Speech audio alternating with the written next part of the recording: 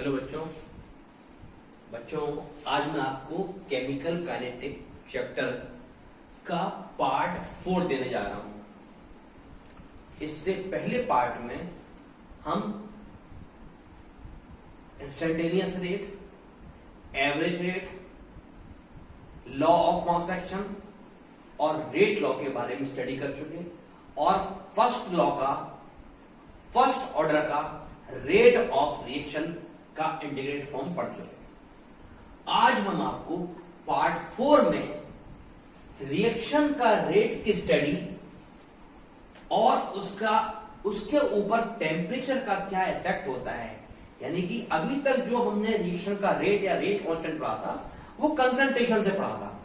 आज हम कंसंट्रेशन की जगह रिएक्शन के रेट का इफेक्ट टेम्परेचर पर पढ़ने जा रहे हैं, यानी कि effect of temperature on rate of reaction या फिर रेट कांस्टेंट। अब और इसका मतलब है रेट ऑफ रिएक्शन या फिर OR और या रेट कांस्टेंट एक ही बात होती है, एक बात नहीं होती है, बात दोनों अलग अलग है। लेकिन रेट ऑफ रिएक्शन और रेट कांस्टेंट के एक दूसरे के डायरेक्टली प्रोपोर्शनल होता है। तो टेम्परेचर का जो भी इफेक्ट किसी रिएक्शन के रेट पर होता है बिल्कुल वही इफेक्ट रेट कांस्टेंट पर भी होता है। अब सुनिए, पहला हम आपको बताना चाहेंगे कि टेम्परेचर का इफेक्ट जनरली क्या होता है। तो एक तो जनरल डिस्कस किया है एक्सपेरिमेंटल और वो वैल्यू कुछ मैच करती है तो वो हम पढ़ लेते हैं कि जनरली, लेकिन हम एक बिल्कुल शार्प वैल्यू निकालेंगे कि यदि हम टेम्परेचर इतना बढ़ाएंगे तो किसी रिएक्शन का रेट कितना हो जाएगा, वो बिल्कुल हम शार्प वैल्यू निकालेंगे। और उसके लिए हमको जो इक्वेशन दिया है वो है नस्ट इक्वेशन। तो इसका मतलब हम दो चीजें पढ़ेंगे इस टॉपिक में। पहले टेम्परेचर का जनरली इफेक्ट क्या होता है किसी भी रिएक्शन के रेट कांस्टेंट या फिर रेट ऑफ रिएक्शन पर। सुनिए, पहला हम पढ़ेंगे effect of temperature on rate of reaction या फिर रेट कांस्टेंट। तो सुनो, पहला है in general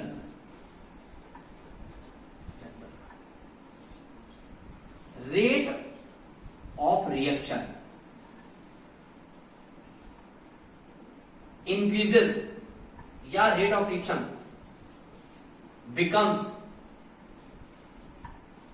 becomes double of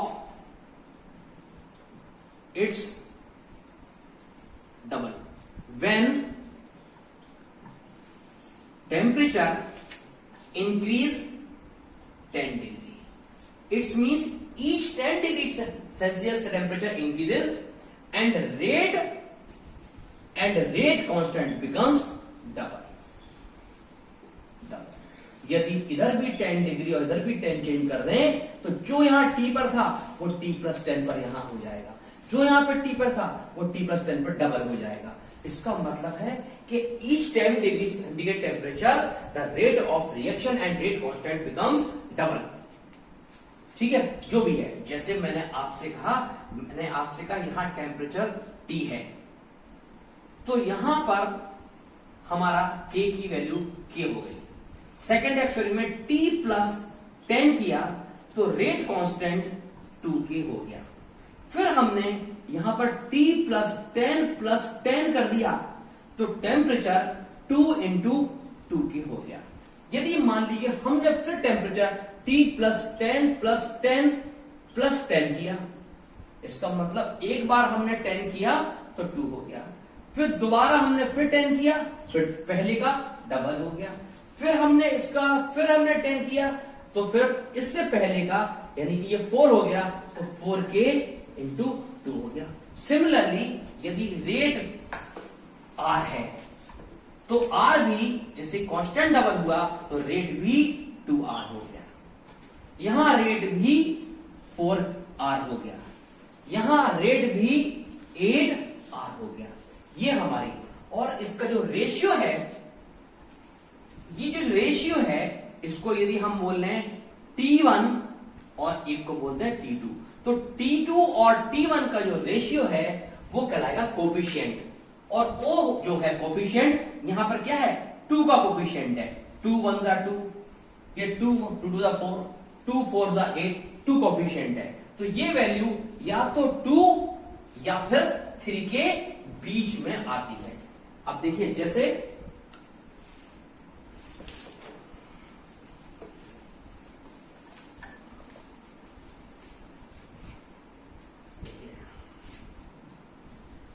temperature coefficient equal to rate T plus 10 upon rate T, या rate constant T plus 10 temperature और KT। ये जो रेशियो है वो हमेशा या क्या आएगा 2:3, तो जनरली डबल आता है। तो जो रेशियो है ये हमेशा इसका रेशियो 2 और 3 के बीच आता है, बट नॉट शार्प। तो इसका मतलब जो पहला है ये जनरल बात है। अब जनरल क्यों है? ये तो हमने बोल दिया कि each 10 degree centigrade temperature rate constant and rate becomes double, nearly double, closely to double. मतलब ये नहीं है कि पूरा डबल हो गया, हो सकता कि जो भी हमारा k है उसकी वैल्यू 2.1 आ जाए या 2.22 आ जाए, यानी कि 2 से 3 के बीच वैरी करता है। इसलिए ये केवल जनरल बात है, ये एक्सपेरिमेंटल नहीं है। इस बात को प्रूव करने के लिए एक साइंटिस्ट आए, उनका नाम था आर्हीनियस, और उन्होंने एक इक्वेशन दिया जिससे परफेक्ट आंसर आएगा। जो टेम्परेचर पर जितना हमारा रेट और रेट कांस्टेंट इंक्रीज होगा उसकी वही वैल्यू आएगी, और वो कहलाएगा experimental value.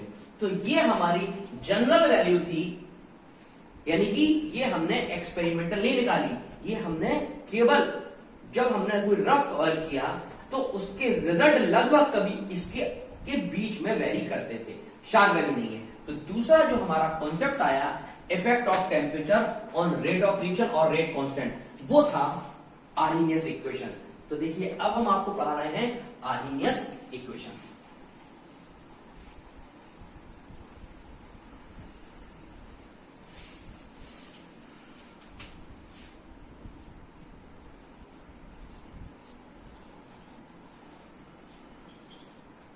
Arrhenius equation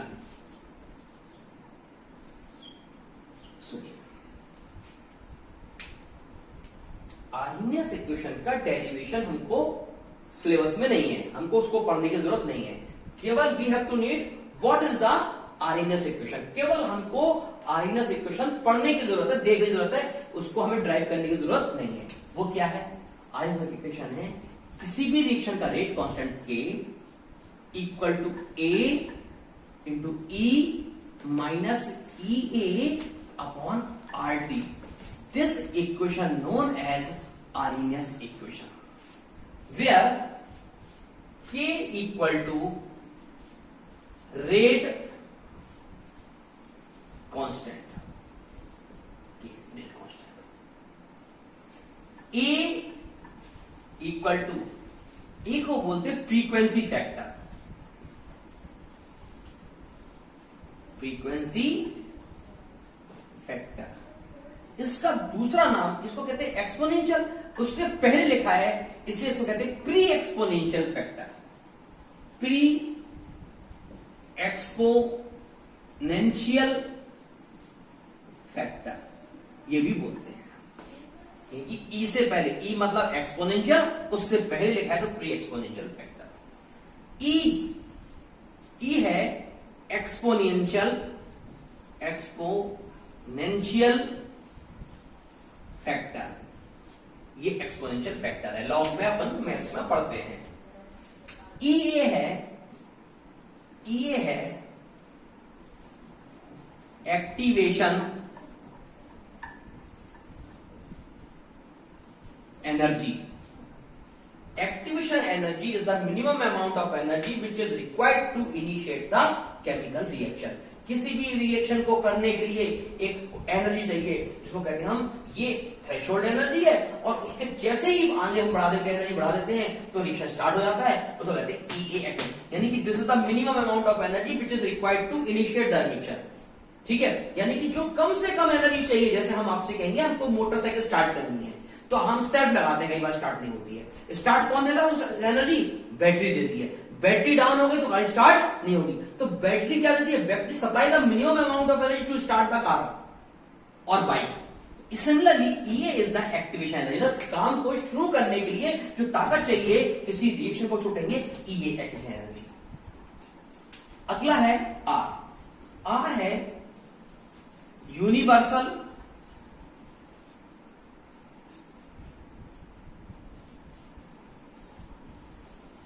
gas constant. इसकी वैल्यू 8.321 लेंगे, जूल पर मोल पर केल्विन, जूल पर मोल पर केल्विन लेंगे और हमेशा यही वैल्यू लेंगे क्योंकि एनर्जी जो हम लेंगे यहां पर वो जूल में ही कैलकुलेट करेंगे, इतने जूल। अच्छा, अब टी। टी क्या है? टी है टेम्परेचर। ये टेम्परेचर एब्सोल्यूट होगा, यानी कि केल्विन में ही होगा, टेम्परेचर केल्विन होगा। तो ये सारा, ये जो जहां हमने एब्रीविएशन यूज किए हैं उसका ये मतलब है। के मीन्स रेट कांस्टेंट, ए मीन्स फ्रीक्वेंसी फैक्टर या प्री एक्सपोनेंशियल फैक्टर। एक्सपोनेंशियल ई होता है, उससे पहले जो लिखा जाता है वो प्री एक्सपोनेंशियल फैक्टर कहलाता है, और ई एक्सपोनेंशियल फैक्टर। एक्स कभी कभी प्री एक्सपोनेंशियल कोफिशिएंट भी कहते हैं, या प्री एक्सपोनेंशियल कांस्टेंट या कोफिशिएंट भी कहते हैं। एक्सपोनेंशियल फैक्टर या एक्सपोनेंशियल कोफिशिएंट भी कहते हैं। ई एक्टिवेशन एनर्जी, जिसको जूल में निकालते हैं। आर यूनिवर्सल गैस कांस्टेंट, जिसकी वैल्यू जूल पर मोल पर केल्विन में हमको लेनी है, 8.321 लेंगे। और टी टेम्परेचर, ये हमेशा केल्विन में होगा। यदि डिग्री सेल्सियस पर है तो वी हैव टू ऐड 273 और हम इसको कन्वर्ट करेंगे, ठीक है, केल्विन में। तो degree Celsius plus 273 equal to F2 यानी केल्विन में करेंगे। इस इक्वेशन की मदद से हम टेम्परेचर का इफेक्ट, ये टी का इफेक्ट कैसे निकाल सकते हैं। इसका मतलब we can find the relation between temperature and rate constant. तो टेम्परेचर और रेट कांस्टेंट, और इसमें जो रिलेशन आएगा वो शार्प वैल्यू होगी, वो वैल्यू हमेशा सही होगी, वो वैल्यू एक्सपेरिमेंटल होगी, ठीक है। उसमें बिल्कुल कोई भी डिफरेंस जो एक्चुअल में होता है उससे ना तो ज्यादा आएगा ना कम आएगा।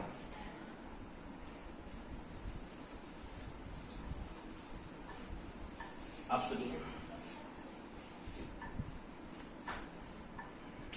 इसका रिलेशन हम एक इक्वेशन के फॉर्म में लिखेंगे। इसको हम फर्दर ड्राइव करते हैं। इसको ड्राइव नहीं करना है, इसके आगे हम इसको ड्राइव करते हैं। कैसे? टेकिंग लॉग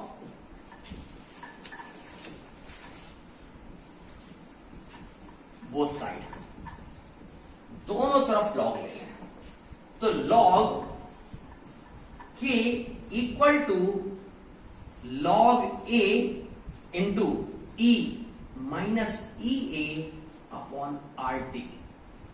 जो भी हम लॉग लेते हैं वो ln वाला होता है, उसमें बेस ई होता है, ये बेस ई। ये हो गया m और ये हो गया n। तो log m इंटू n, इसको फिर ड्राइव करते हैं तो log k base e equal to log m into n हो जाएगा log a base e plus log e minus E A upon R D base E. Because ये कहां से आया? Because log m into n equal to log m plus log n। ये formula हमने यहां use किया। अब log k base e equal to log a base e, इसको यहां लाएंगे तो minus E A upon R T log E base E. आप सुनिए क्यों? बिकॉज लॉग एक्स या लॉग एम बेस एन है, तो ये हो जाता है एन लॉग एम, ये फॉर्मूला होता है। तो ये हमारा एम हो गया और ये हमारा एन हो गया, तो ये यहां आ गया तो लॉग एम, ये फॉर्मूला यूज हुआ। अब log x और बेस x, यदि दोनों चीजें सेम है तो आंसर 1 होता है, ये दोनों सेम है तो ये 1 हो जाएगा। तो ये log k base e equal to log a e minus A upon R T log e base e 1 हो गया। तो ये पूरा के पूरा 1 हो गया। अब e जो है e, इसको यदि हटाना है तो log x base e equal to 2.303 log x base 10। तो बेस 10 में चेंज करने के लिए हमको 2.303 से मल्टीप्लाई करना पड़ेगा। तो यहां पर 2.303 log k बेस e को हटा दिया तो बेस 10 हो गया, equal to 2.303 log a e को हटा दिया क्योंकि that's 10 minus A upon R T, ये फॉर्मूला हो गया। अब देखिए बच्चों, यदि हम कुछ नहीं लिखे किसी लॉग के बगल में बेस पे 2.303 log k base 10, 2.33 log k base 10 minus e upon, इसमें देखिए 2.303 दोनों में है तो दोनों तरफ 2.303 से डिवाइड कर देते हैं तो हमारा इक्वेशन बन जाएगा। तो हम आगे करते हैं इस इक्वेशन को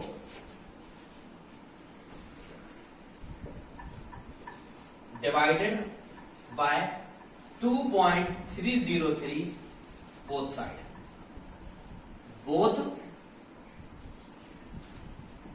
साइड, चलिए 2.303 log k base 10 divided by 2.303 equal to 2.303 log a base 10 upon 2.303 minus EA upon RT 1 upon 2.303। ये हो गया, इससे ये कैंसिल हो गया, ये कैंसिल हो गया, ये बन गया log k इक्वल टू, इसको हम पहले लिखते हैं माइनस EA अपॉन 2.303 R। इतना पोर्शन हमने एक साथ लिख दिया इंटू 1 अपॉन टी, और ये हो गया प्लस log a। ये एक इक्वेशन आ गया जिस इक्वेशन का कंपैरिजन हम कर सकते y equal to mx plus c। देखिए, this is the equation of line, this is the equation of line, और इस लाइन की इक्वेशन की मदद से हम इतने की वैल्यू निकाल सकते ग्राफिकल, और यदि हमको ए और टी मालूम है तो हम लॉग की वैल्यू निकाल सकते हैं। तो इसका मतलब है इस मेथड से, इस फॉर्मूले से हम रेट ऑफ रिएक्शन या रेट कांस्टेंट फाइंड कर सकते हैं यदि हमको एक्टिवेशन एनर्जी और टेम्परेचर मालूम है और लॉग ए इफेक्ट होता है। और इसकी मदद से हम ग्राफ की मदद से ग्राफ बना के इसका हम एक्टिवेशन एनर्जी भी कैलकुलेट कर सकते हैं। तो इसका हम एप्लीकेशन बताएं आपको,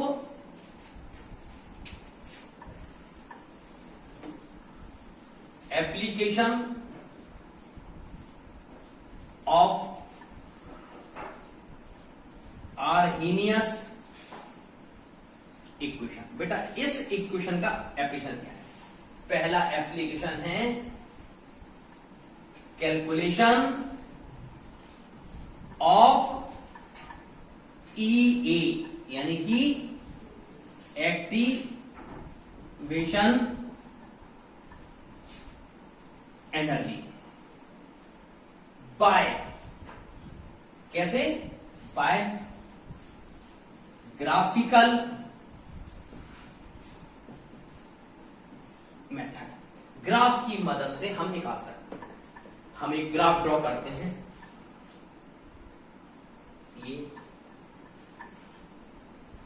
ये हमारा एक्स एक्सिस है, ये हमारा वाई एक्सिस है। वाई क्या है? लॉग के। तो ये जो इक्वेशन है ये हो गया यहां पर लॉग के, और x है 1/t, ये हो गया 1/t। और इंटरसेक्ट जो करता है c, वो यहां करता है, मान लीजिए वो यहां करता है, इसको हमने बोला ये पॉइंट पर है, log k की वैल्यू यहां पर है log a। क्या है यहां पर? log a। क्योंकि ये माइनस है तो यदि ये प्लस होता तो ये लाइन इस तरह जाती, ये स्लोप जो है इस तरह से हमारा स्लोप आएगा, ये स्लोप आएगा। और ये जो स्लोप है ये नेगेटिव में है, तो ये हो जाएगा, जो स्लोप है वो हो जाएगा माइनस EA/2.303 R। और बेटा हम ये फॉर्मूला होता है टेन थीटा, तो minus EA/2.303 R equal to tan theta. Tan theta की वैल्यू हमें मालूम है, तो हम EA equal to -2.303 R tan theta. देखो बेटा, यदि हमको ये इक्वेशन मालूम है, इस इक्वेशन से हम ये लाइन ड्रॉ करेंगे, और लाइन ड्रॉ करके हम ये लाइन इस तरफ इसलिए आएगी क्योंकि ये पॉजिटिव है, तो ये नेगेटिव इस तरफ आएगी, इस तरह माइनस है, तो ये 10 आएगा। जो भी होगा उसको 180 से माइनस कर देंगे तो ये वैल्यू आ जाएगी। तो ये हम टेन थीटा की वैल्यू यहां पर स्लोप लिख सकते हैं, और ये हम ग्राफ के मेथड से एक्टिवेशन एनर्जी फाइंड कर सकते हैं। हमारा पहला एप्लीकेशन हो गया इस इक्वेशन की मदद से।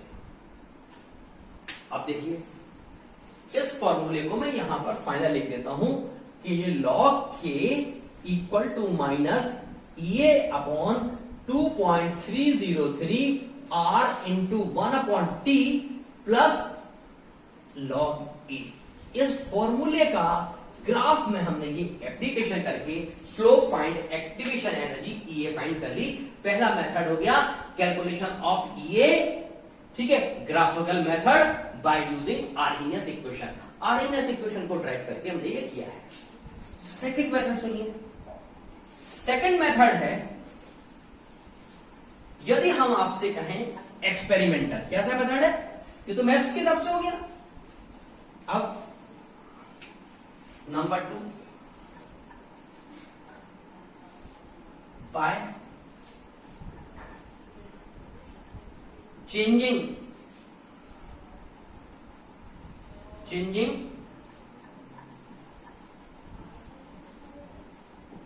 temperature from T1 to T2। अभी हम पढ़ चुके, यदि हमारा T1 टेम्परेचर है तो हमारा रेट कांस्टेंट T1 होगा।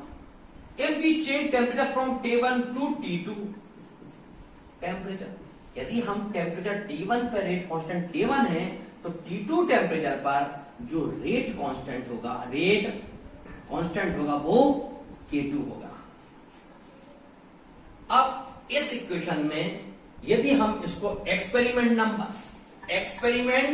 नंबर 1 और ये एक्सपेरिमेंट नंबर 2, वो ग्राफिकल मेथड था, ये चेंजिंग बाय टेम्परेचर, ये एक्सपेरिमेंटल मेथड है। एक्सपेरिमेंटल मेथड है। चेंज जब करें, गर्म कर रहा है, पहले हमने 35 डिग्री किया, फिर हमने 45 कर दिया, या पहले हमने 50 किया फिर 60 कर दिया, चेंज कर दिया, तो ये K1 से K2 कुछ चेंज होगा, तो वैसे डबल 10 बढ़ाएंगे तो डबल हो जाएगा, इस तरह होता है। तो हम यहां पर डबल पढ़ रहे हैं, लेकिन यहां शार्प वैल्यू आएगी हमारी। आप सुनिए, तो हम फॉर एक्सपेरिमेंट नंबर 1 के लिए लॉग रेट कांस्टेंट क्या है? K1 equal to minus EA/2.303 R into 1/T की वैल्यू कितनी है? 1/T1 प्लस लॉग किया। फॉर एक्सपेरिमेंट नंबर 2 के लिए log K2 equal to minus EA upon 2.303 R into 1 upon T2 plus log K। ये equation 1 हो गया, ये इक्वेशन 2 हो गया। अब एक काम करते हैं, equation number second minus equation number first. तो log K2 minus log K1 equal to this minus ये upon 2.303 R into 1 upon T2 plus log K। ये माइनस, तो ये माइनस माइनस प्लस ये upon 2.303 R into 1 upon T1 minus, ये अंदर जाएगा तो माइनस माइनस प्लस होगा, plus minus minus log K। देखो बेटा, ये माइनस log K और प्लस log K कैंसिल।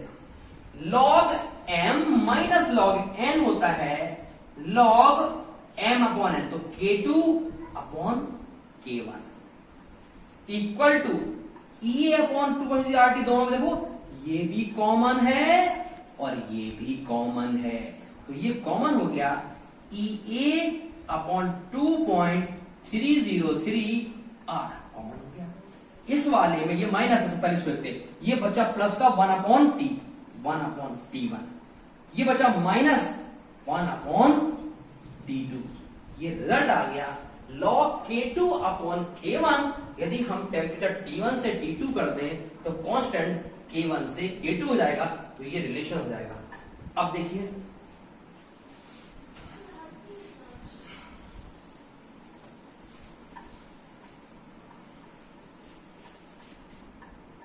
ये फॉर्मूला हो गया बेटा log K2 upon K1 equal to EA upon 2.303 R into, यदि हम ये T1 इंटू T2 लिख दें तो ये हो जाएगा T2 माइनस T1। और इस फॉर्मूले का यूज करके या इस फॉर्मूले का यूज करके हमको रेट कांस्टेंट, हम आपसे कहते हैं यदि हम किसी का टेम्परेचर 273 से 293 कर दें या 273 से 283 कर दें, क्या चीज टेम्परेचर, तो उसका रेट डबल हो जाता है, तो रेट R से 2R हो जाता है। तो उसकी एक्टिवेशन एनर्जी EA को फाइंड करना है। देखो क्वेश्चन क्या है, क्वेश्चन है if we change temperature from 273 to 283 and rate constant या rate of reaction becomes double, so what will the value of activation energy EA। ये क्वेश्चन आपकी एनसीईआरटी में भी है, तो टेम्परेचर ये हो गया। तो देखिए लॉग, अब आपको बता दें K और R, K1 equal to R1, K2 equal to R2, तो K1 upon K2 equal to R1 upon R2। यहां पर R1 अपॉन R2 कितना दिया हुआ है, R1 1 अपॉन 2 दिया हुआ है, तो हमें यहां चलना है K2 अपॉन K1, तो ये उल्टा हो जाएगा, तो 2 अपॉन 1। तो देखिए बेटा ये वैल्यू log K क्या हो जाएगा, ये 2 अपॉन 1 equal to EA upon 2.303 into R की जगह 8.321, याद है क्यों, क्योंकि जूल में आएगा आंसर अपने EA, और 1 अपॉन ये T2 कितना है 283 माइनस 271 अपॉन 283 इंटू 271। आप इसको सॉल्व करके log 2 की वैल्यू मालूम है 0.301 होती है, तो log 2 इसको log into 2.303 into 8.321 equal two upon, इसको पूरा यहां लाओ तो 283 माइनस 271 अपॉन 283 इंटू 271, इसको सॉल्व करके यहां इक्वल टू EA, और इतना हम सॉल्व कर लेंगे तो हमारा आंसर जूल में आ जाएगा। इस तरह के हमारे सवाल, हमारी प्रॉब्लम दी हुई है। एनसीईआरटी में प्रॉब्लम है कि यदि हम किसी का टेम्परेचर 273 से शायद 283 से 93 है, 10 डिग्री का फर्क है, तो ये वैल्यू पुट करेंगे एंड रेट बिकम्स डबल। तो यानी कि रेट यदि हमारा R से 2R हो गया तो कांस्टेंट भी K से 2K होगा। तो ये K है तो ये 2K होगा। यदि मान लो इसको हमने लिखा K, तो ये क्या हो जाएगा 2K, K से K कैंसिल हो जाएगा 2, तो डबल हो जाता है। यदि हमारा T1 पे K था तो T2 पर 2K होगा, तो K के कैंसिल तो log 2 की वैल्यू होती है 0.3010। इस तरह हम इसका यूज करके क्या निकाल सकते हैं, हम आर्रहीनियस इक्वेशन का यूज करके एक्टिवेशन एनर्जी निकाल सकते हैं। तो ये हमारे पास, आपको मैं बता दूं, कुछ सवाल हमारे आर्रहीनियस इक्वेशन के इस फॉर्मूले पर बेस्ड है, कुछ हमारे इस पर बेस्ड हैं, और हमको ग्राफिकल मेथड से इस फॉर्मूले का यूज करके एक्टिवेशन एनर्जी दो तरीके से निकाल सकते हैं। एक तरीका क्या है, एक्सपेरिमेंटल, ये वाला, और दूसरा तरीका है ग्राफिकल, जो हमने ग्राफ बनाया था स्लोप की मदद से। तो इस तरह से ये हमारा एक टॉपिक हो गया। अब ये जो हमने पढ़ा ये एक्टिवेशन एनर्जी, ये एनर्जी किस बात पे डिपेंड करती है, इसको हम कैसे कैलकुलेट करेंगे, या ये कैसे रिस्पॉन्सिबल है रेडिएशन के लिए, इसके बारे में हम डिटेल में पढ़ेंगे, और उसमें लिए पढ़ना पड़ेगा कोलिजन थ्योरी। तो अगला जो हमारा वीडियो होगा वो कोलिजन थ्योरी पर होगा, और कौन से फैक्टर हैं जो ईए को अफेक्टेड करते हैं, या टेम्परेचर से क्या इफेक्ट होता है।